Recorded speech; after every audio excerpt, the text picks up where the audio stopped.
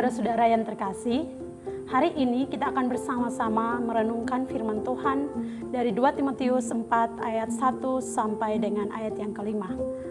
Tema yang saya berikan adalah tunaikanlah tugas pelayananmu. Saudara-saudara, panggilan menjadi murid adalah sebuah anugerah. Namun menjalani panggilan itu bukanlah hal yang mudah. Kita harus berjuang untuk setia pada panggilan itu. Sebagai murid Kristus, kita tidak hanya bersyukur karena telah diselamatkan, bahkan boleh belajar dan makin mengenal Dia, Tuhan Yesus. Namun kita pun dituntut untuk mengerjakan, bahkan menunaikan tugas pelayanan sebagai seorang murid. Bacaan kita hari ini, saat ini menyatakan bahwa Rasul Paulus dalam keadaannya yang sangat terpuruk, bahkan ketika nyawanya diambang kematian, dia menasihati Timotius untuk menunaikan tugas pelayanannya. Apa yang menjadi tugas pelayanan yang dipesankan Paulus kepada Timotius? Saya mencatat paling tidak ada 2 hal yang harus dilakukan oleh Timotius. Yang pertama adalah beritakanlah firman Tuhan. Kita lihat di ayat yang kedua bagian A. Firman Tuhan tidak hanya dipelajari, dilakukan, namun juga harus diberitakan kepada semua orang. Pada bacaan ini, Paulus seolah-olah menyatakan bahwa pemberitaan firman menjadi hal yang penting, sehingga dinyatakan atau dikatakan di dalam ayat ini, siap sedialah, baik atau tidak baik waktunya. Bagian ini menyatakan bahwa ada kondisi yang mendesak, sehingga firman harus diberitakan. Kenapa firman harus diberitakan? Karena kalau firman tidak diberitakan, maka manusia akan kehilangan arah. Manusia akan hidup sesuka hati, bahkan mengikuti ajaran sesat. Kita lihat di ayat yang ketiga dan keempat. Mereka akan mengikuti ajaran sesat karena tidak ada yang menuntun, tidak ada yang mengarahkan. Oleh sebab itu, firman harus diberitakan. Firman harus diberitakan karena hanya firmanlah yang dapat menyelamatkan semua orang. Roma 1 ayat 16. Hanya firmanlah yang bisa menimbulkan iman. Roma 10 ayat 17. Hanya firman yang membuat kita imun terhadap dosa. Bahkan sebagai orang-orang muda, kita akan bertahan dan tidak mudah jatuh di dalam dosa. Firman Tuhanlah yang bisa menolong kita. Mazmur 119 ayat 9 dan 11. Ternyata saudara-saudara, firman begitu penting.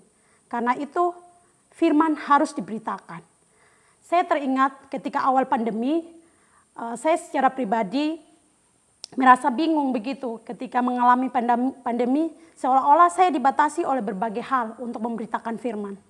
Tetapi ketika melalui sharing dari beberapa rekan-rekan sepelayanan, secara khusus untuk kakak-kakak staf yang sharing, saya diingatkan bahwa betapa pentingnya pemberitaan firman terus dilakukan. Maka akhirnya saya juga berjuang bahwa firman harus terus diberitakan walaupun dalam kondisi pandemi seperti ini. Karena kalau kita melihat dari bacaan ini, Rasul Paulus tidak ada di dalam kondisi yang aman, tidak ada di dalam kondisi yang enak, tetapi dia terus menasihati Timotius. Hal demikian mengingatkan saya dan menyadarkan saya bahwa firman juga harus diberitakan kepada semua orang, baik atau tidak baik kondisinya. Pandemi ataupun tidak pandemi, firman Tuhan harus diberitakan karena dunia membutuhkan firman. Tugas yang kedua, saudara-saudara, kalau yang pertama tadi beritakanlah firman. Firman itu diberitakan kepada semua orang.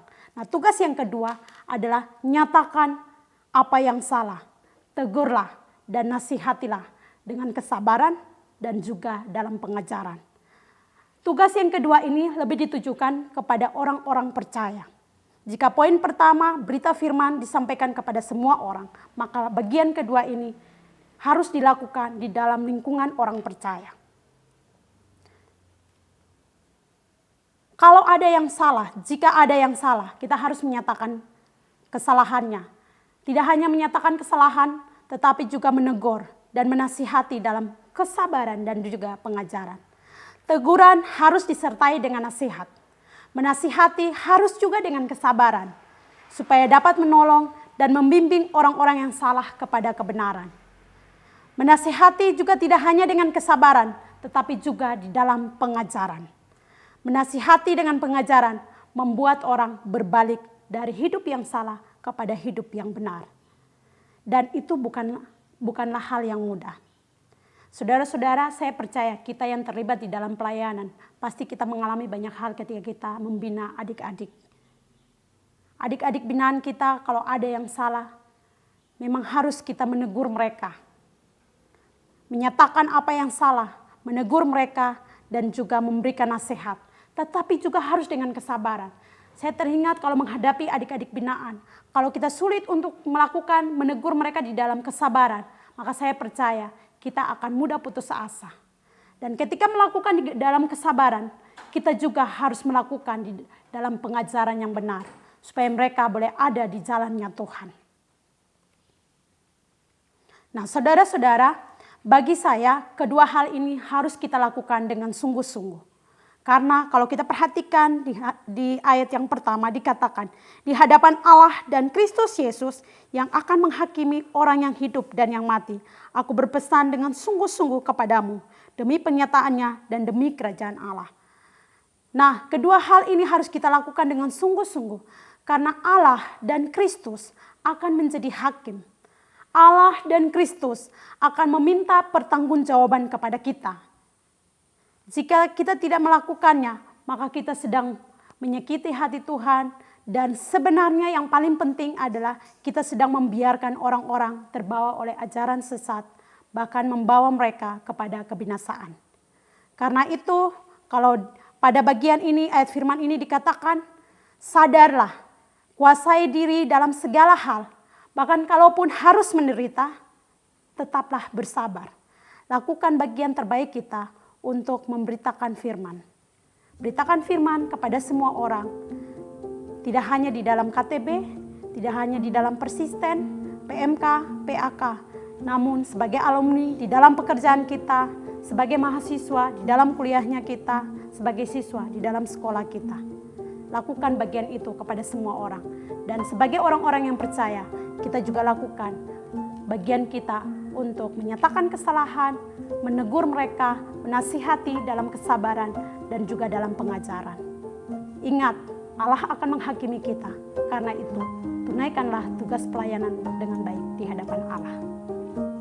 Shalom.